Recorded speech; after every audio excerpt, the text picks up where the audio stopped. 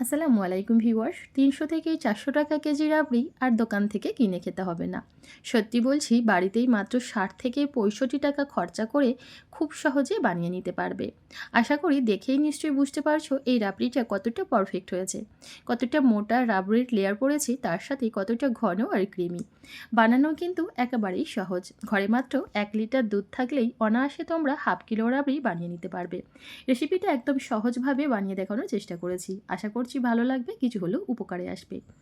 প্রথমে চুলায় একটা প্যান বসিয়ে দিয়েছি। প্যানের মধ্যে অল্প একটু পানি অ্যাড করে দিয়ে দিচ্ছি ১ লিটার ফুল ফ্যাট দুধ। আমি এখানে প্যাকেটের দুধ নিয়েছি, তবে তোমরা চাইলে এখানে গরুর খাঁটি দুধ দিয়েও এই রাবড়িটা তৈরি করতে পারবে।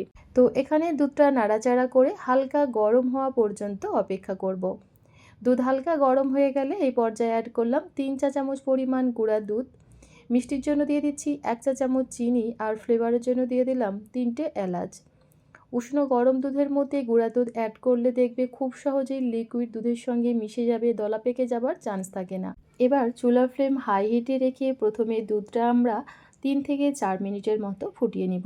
দুধ ভালোভাবে ফুটতে শুরু করলে এই পর্যায়ে চুলার ফ্লেমটা মিডিয়ামে করে দিতে হবে, আর মিডিয়াম ফ্লেমে রেখে দুধটা এইভাবে ফুটতে দেব আরও ৪ থেকে ৫ মিনিটের মতো।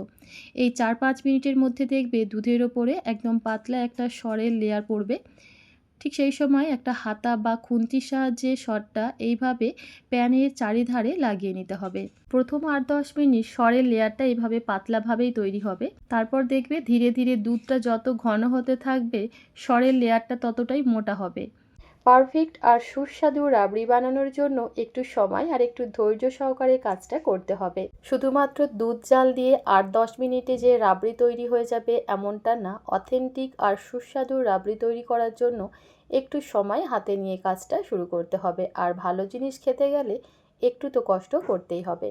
আর এই রাবড়ি তৈরি করার জন্য চুলার ফ্লেম প্রথম থেকে শেষ পর্যন্ত মিডিয়ামে রাখতে হবে। এতে করে দেখবে দুধটা খুবই ধীরে ধীরে ফুটতে থাকবে।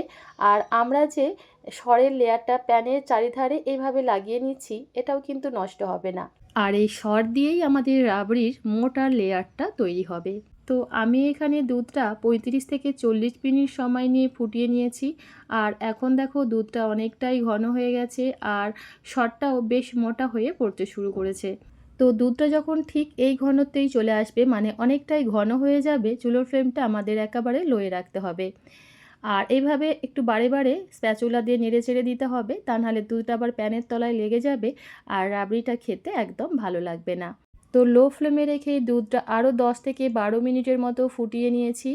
আর এইভাবে বারে বারে সরটা প্যানের চারিধারে লাগিয়ে নিচ্ছি। আর এখন দেখো দুধটা একদম ঘন হয়ে গেছে। এর থেকে বেশি আর জাল করব না, কারণ এটা ঠান্ডা হয়ে যাবার পর আরও কিছুটা ঘন হয়ে যাবে। এবার চুলোর ফ্লেম অফ করে এভাবে দুধটাকে হালকা একটু ঠান্ডা হওয়ার জন্য ৫ থেকে ৭ মিনিটের জন্য রেখে দিচ্ছি। এখন দেখো সরটা খুব সুন্দরভাবে প্যানের মধ্যে সেট হয়ে গেছে, হাতের মধ্যে লেগে যাচ্ছে না। এবার একটা ছুরির সাহায্যে এইভাবে ছোট ছোট টুকরো করে কেটে নেব। আমি যেহেতু এখানে লাচ্ছাদার রাবড়ি বানাচ্ছি, তার জন্য এইভাবে ছোটো ছোটো টুকরো করে কেটে নিচ্ছি। এতে করে দেখতেও ভালো লাগবে আর পরিবেশন করতেও সুবিধা হবে। তো দেখতেই পাচ্ছি আমি ঠিক এইভাবে একটু ছোটো ছোটো করে কেটে নিচ্ছি। তারপর একটা খুন্তির সাহায্যে এইভাবে একটু প্রেস করলেই কিন্তু খুব সুন্দরভাবে সরটা প্যান থেকে উঠে আসবে। আর দেখতেই পাচ্ছ সরের এই লেয়ারটা কতটা মোটা হয়ে পড়েছে।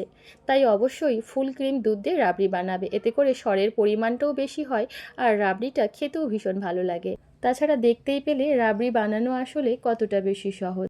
তাই রাবড়ি খেতে ইচ্ছা করলে আর বাইরে বাজার থেকে চড়া দামে না কিনে মাত্র ৬০ থেকে ৬৫ টাকা খরচা করেই একদম মিষ্টি দোকানের মতো পারফেক্ট আর সুস্বাদু রাবড়ি খুব সহজেই বাড়িতে বানিয়ে নিতে পারবে। এবার এই রাবড়িটা ছোট ছোট প্লাস্টিকের কাপের মধ্যে পরিবেশন করে নিচ্ছি, এতে করে দেখতে অনেক বেশি সুন্দর লাগে। তো আমার এখানে ১ লিটার দুধ দিয়ে প্রায় ৫ কাপ রাবড়ি তৈরি হয়েছে। এবার এই রাবড়িটা ফ্রিজে রেখে ঠান্ডা করে নেবার পালা। আর আমরা সকলেই জানি ঠান্ডা ঠান্ডা রাবড়ি খেতে অনেক বেশি ভালো লাগে। তো এখানে রাবড়িটা ঠিক ১ ঘন্টার মতো ফ্রিজে রেখে ঠান্ডা করে নিয়েছি। আর এখন দেখো রাবড়ির কালার, টেক্সচার এবং কোয়ালিটি কতটা বেশি ঘন আর ক্রিমি, একদম পারফেক্ট। অবশ্যই রেসিপিটা ট্রাই করো, আশা করছি তোমাদের ভীষণ ভালো লাগবে। আজ তাহলে এই পর্যন্তই। আল্লাহ হাফেজ, আসসালামু আলাইকুম।